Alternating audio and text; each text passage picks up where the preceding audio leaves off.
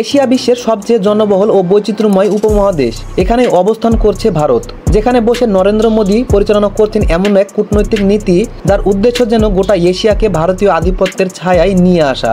কখনো বাংলাদেশ, কখনো পাকিস্তান, কখনো চীনের সঙ্গে মোদী সরকার এমন আচরণ করছে যা মনে করিয়ে দেয় রাজার শাসন যুগের সাম্রাজ্যবাদী মনোভাব।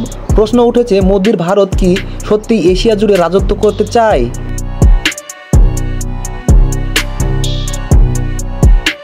বাংলাদেশ ও ভারতের সম্পর্ক বন্ধুত্বপূর্ণ হলেও গত কয়েক বছরে এই সম্পর্কের গভীরে জমেছে চাপা ক্ষোভ ও অবিশ্বাস।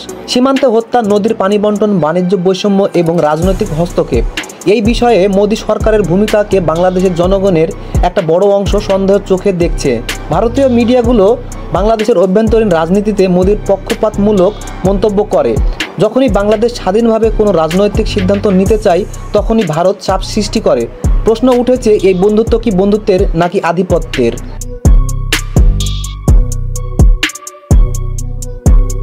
ভারত ও পাকিস্তানের সম্পর্ক সর্বদাই উত্তপ্ত।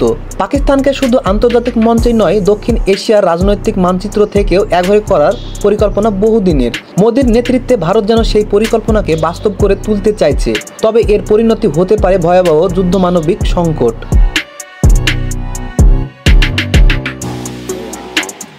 চীনের সঙ্গে মোদী সরকার সবসময় চীন হুঁশিয়ারি নীতি অনুসরণ করছে, কিন্তু সেই নীতির মধ্যে লুকিয়ে আছে একটি গভীর সংকল্প: চীনকে রুখে দিয়ে ভারতকে এশিয়ার একমাত্র শক্তিধর রাষ্ট্র হিসেবে প্রতিষ্ঠা করা।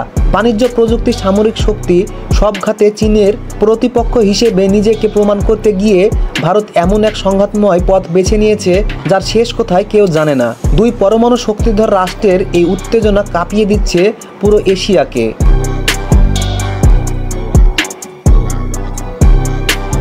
ভারত তার ছোট প্রতিবেশীদের সঙ্গে যেভাবে সম্পর্ক গড়ে তুলেছে তাতে দেখা যাচ্ছে এক ধরনের বড় ভাই মনোভাব।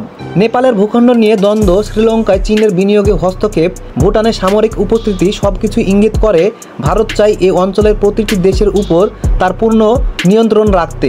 মোদীর নেইবারহুড ফার্স্ট নীতি আসলে নেইবারহুড কন্ট্রোল নীতিতে পরিণত হয়েছে। প্রতিবেশীরা স্বাধীনভাবে কিছু করলেই শুরু হয় চাপ, হুমকি ও রাজনৈতিক কৌশল।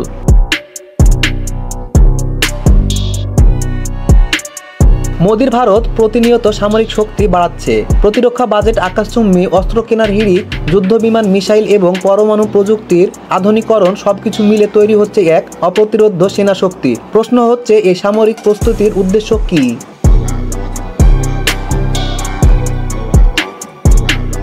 শুধু চীন কিংবা পাকিস্তান নয়, ভারত তার প্রতিটি প্রতিবেশী দেশকেই যেন এক ধরনের ভয় দেখাতে চাইছে।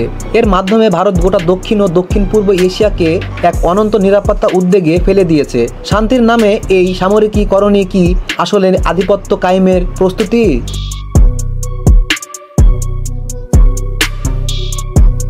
আন্তর্জাতিক মঞ্চে ভারত নিজেকে বড় গণতন্ত্র, উন্নয়নশীল দেশের বন্ধু, আঞ্চলিক শান্তির দূত হিসেবে উপস্থাপন করে, কিন্তু এই কূটনৈতিক মুখোশের নিচে লুকিয়ে আছে এক চতুর এবং সুপরিকল্পিত আধিপত্যবাদ।